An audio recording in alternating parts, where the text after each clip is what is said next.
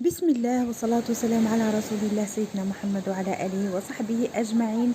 أهلا بكم غاليات أم خشوع في فيديو جديد، وبعد غياب طويل يحلو اللقاء مع حبيباتي. أهلا بكم مرة.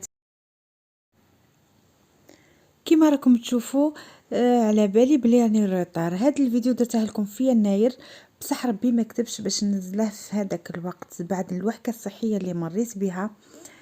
بصح قلت معليش ننزلها لكم ونطلع عليكم ونجاوب على اللي سقساو عليا ونقول لهم ربي يخليكم ليا حبيباتي.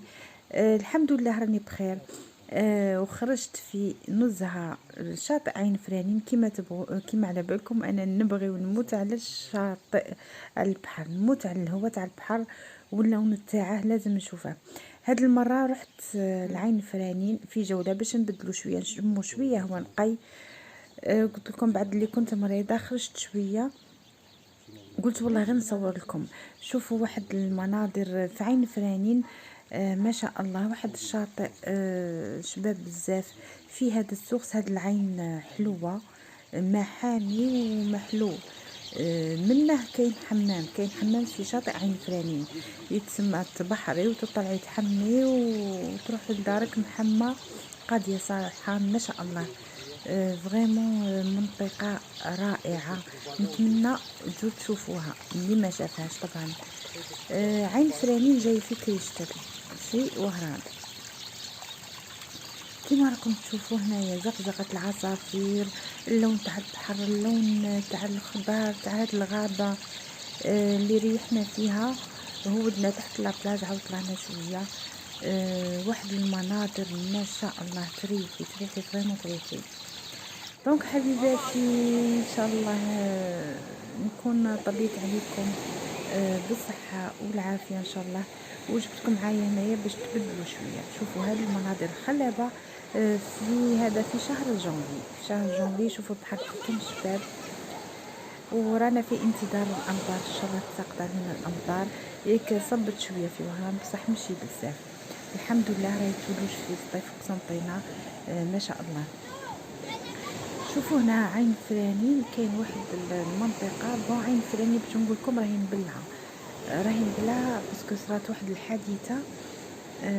طاح هذاك الروشي طاح على عائله كانت مجمعه تحتها، الله يرحمهم ويوسع عليهم.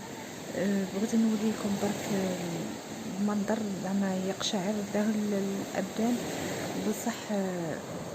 باين الجزء هذاك اللي طاح راه باين. دوك نوريه لكم غير هنا عند الدرج تحت. هذه المنطقه معروفه دائما نلقوا فيها في الصيف العائلات مجمعه تما تحت الجبل تحت الظل يتبعوا الظل. طاح هذا الجزء خاطش هنايا عين فرانين معمره بالغاسول، معروفه بماده الطين.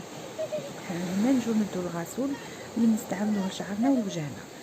شوفوا هاد الجزء اللي طاح. نترحموا على العائله اللي طاح عليها، الله يرحمك ويوسع عليك، الله يرحمهم ويوسع عليك. هذا هو الجزء اللي راه طايح، ما كانش كاع كاين. المره اللي فاتت ما كانتش، هاد الخطره من جيت لقيته طايح. صديق هذا هو باين. ضربوك العين الثاني راهي مبلعه برك. اللي يبغوا يهودوا يشوفوا شويه ويطلعوا بصح باش تقعدي في لابلاج لا ممنوع. الحمام راه مفتوح، الكافيتيريا مفتوحه بصح شاطئ. يقول لك الباغاج كما تاع لا جوندارمري يقول لك هودي بصح ما تروحيش جهه الجبل عند الدرج. هذه هي الله يرحمكم.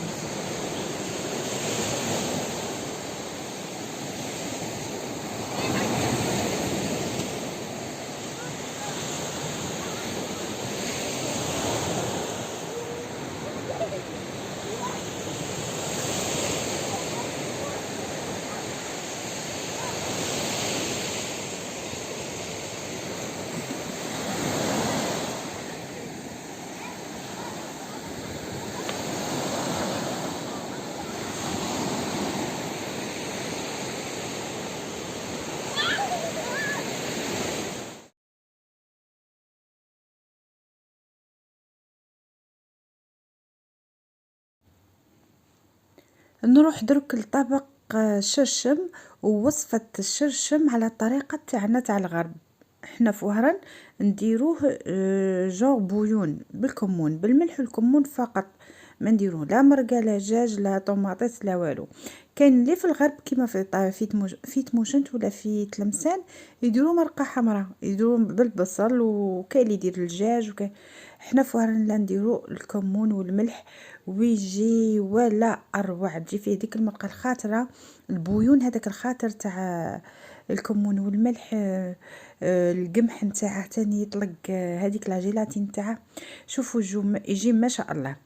غادي نقدمها لكم باسكو طلبت مني هاد الوصفه بزاف، اللي عيطوا لي وقالوا لي كيفاش ديروا الشرشم نتاعكم. نروحوا درك للوصفه. شوفوا حبيباتي، احنا في الشرشم نديروا الفول القمح والحمص. في منطقة القبائل يديروا كاع لي سيريال اللي عندهم، تنجمي تزيدي معيس، تنجمي تزيدي الجلبان، ديري كاع البقوليات اللي عندك، كاين اللي يدير العدس اللوبيا، يوصلوا حتى ل7 انواع من البقوليات. احنا في الشرشم لا نديروا غير 3 انواع هادو اللي معروفين وتجي بنينه به.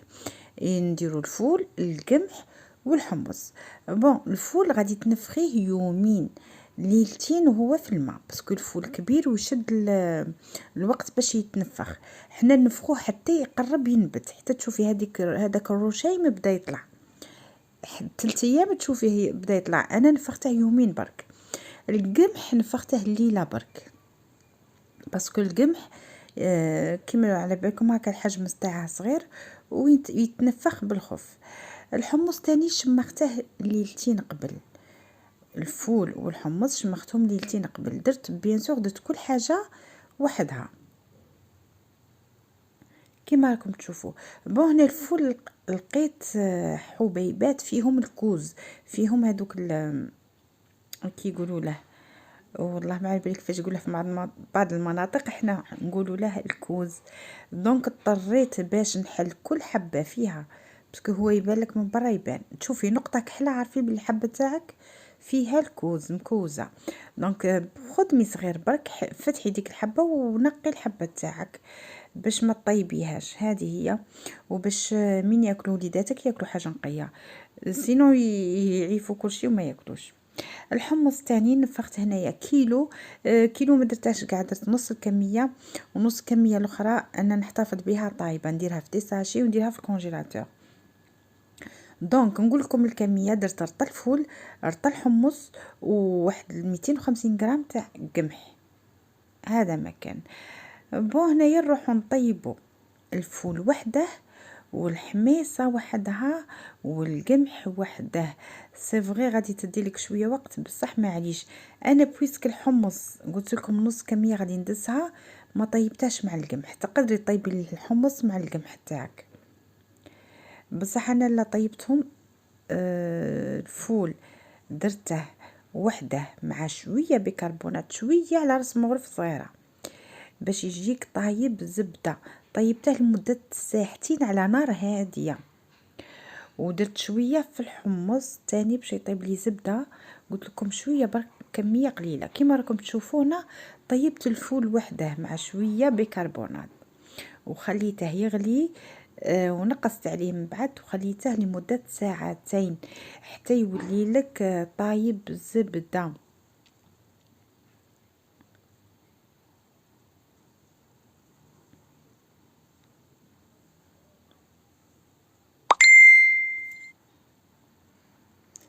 بون هنا هذاك البويون ما تقيسيهش، عفوا البويون تاع القمح والحمص هذا اللي راكم تشوفوا فيه. هنا طيبت الحمص، عاود طيبت القمح وحده ودرت فيه الكميه اللي بغيتها تاع الحمص. هاد البويون ما تقيسيهش، نقيس برك البويون تاع الفول اللي يجيني غادي يجيني كحل، وما بغيتش الشرشم تاعي يجيني كحل. دونك قص البويون تاع الماء تاع الفول، ومن بعد في قدرة كبيرة خلطت الحمص والقمح تاعي اليوم طايبين ودرتهم في الفول اللي كان ناشف، اللي قصت له الماء تاعه واستحفظت بالماء فقط تاع القمح والحمص، زدت فيهم الملح وشويه كمون وتجيك روعه. شوفوا هنا الكميه اللي نحيتها باش ندسها في الكونجيلاتور، شوفوا الحمص كيفاش راه طايب دهان زبده. بهذا الشكل انا نجبده من الاخر كاع نديره في الطعام ولا في البركوكس ولا في اي طاجين تحب تسحقيه يكون طايب، تكوني مخراته من الطريق، تسمحي على روحك. هذا هو الشرشم تاعي، قلت لكم درت فيه الملح والكمون وخلطت هنايا الفول مع القمح والحمص.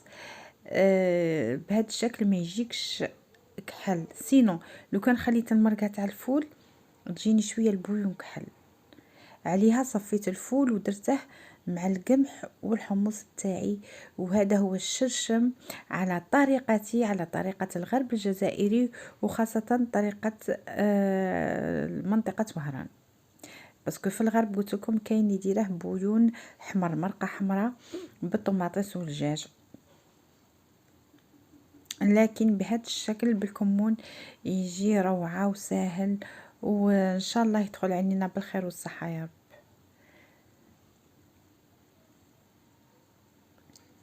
وهذا هو الشرشم تاعي، حطيته في طبق تقليدي بطريقه تقليديه. فالعام الجديد ان شاء الله يا ربي بالصحه والهنا لينا وليكم مشاهداتي حبيباتي. ما بغيتش نعطي هذا الفيديو على بالي راني رطار بزاف، بصح معليش العقوبه العام الجاي ان شاء الله وتحتاجوه، على بالي بلي تقصوني عليه. برك الصحه والعافيه يا رب.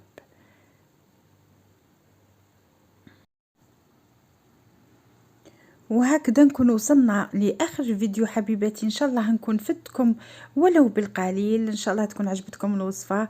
هكذا كملت سهره انا ووليداتي بهذا المخلط تاع الناير. درنا شويه برك للفال، ان شاء الله يدخل علينا العام حلو بالصحه والعافيه ان شاء الله يا رب. والى اللقاء حبيباتي، دمتم وفيات، والى فيديو قادم ان شاء الله. ما تنسوش لايك والاعجاب، والى اللقاء، مع السلامه.